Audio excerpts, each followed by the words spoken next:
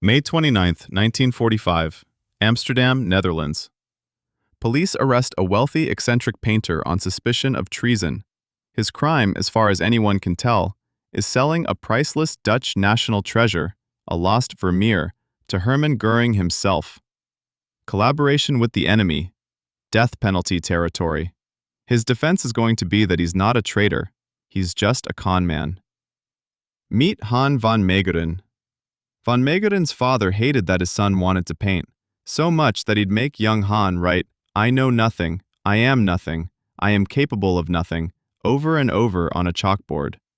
Charming parenting. Van Meegeren pushed through anyway, trained as an architect to please his father, then abandoned that entirely to paint portraits instead. The critics were not impressed. His original work got dismissed as derivative, tired, forgettable. So Van Meegeren made a decision that would define the rest of his life.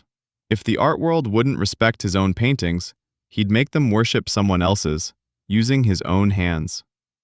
He spent years reverse engineering 17th century Vermeer, bought genuine period canvases, mixed his own paints from raw pigments using old formulas, built brushes to match Vermeer's exact strokes.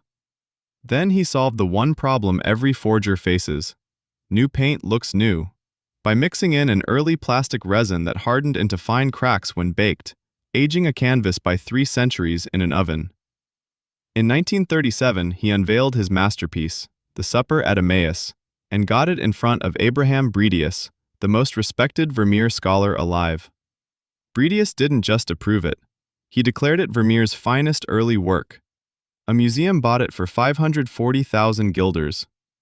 Van Meegeren kept going, cranking out over a dozen more fake Vermeers and Peter de Hoeks, quietly amassing a fortune large enough to eventually own 52 houses.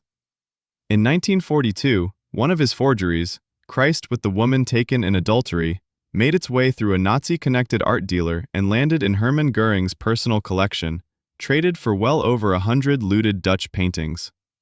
At the time, this looked like treason, selling Dutch heritage to the Nazi high command. After the war, Allied investigators recovering looted art traced the painting straight back to Van Meegeren. They arrested him for collaboration. The penalty on the table was death. Van Meegeren's response was the single strangest legal strategy imaginable. He didn't deny selling the painting. He denied it was a Vermeer at all. "I painted the picture," he told police. Nobody believed him. A forgery good enough to fool the world's leading expert seemed impossible to fake on command. So the court gave him a chance to prove it. Under guard, watched by reporters and court-appointed witnesses, Van Meegeren spent months in late 1945 painting an entirely new fake Vermeer from scratch, using the same materials and tricks. It worked. The forgery held up. The collaboration charge, which required the painting to actually be Dutch cultural property, collapsed on the spot, since the cultural property turned out to be his. Prosecutors settled for forgery and fraud instead, asking for 2 years.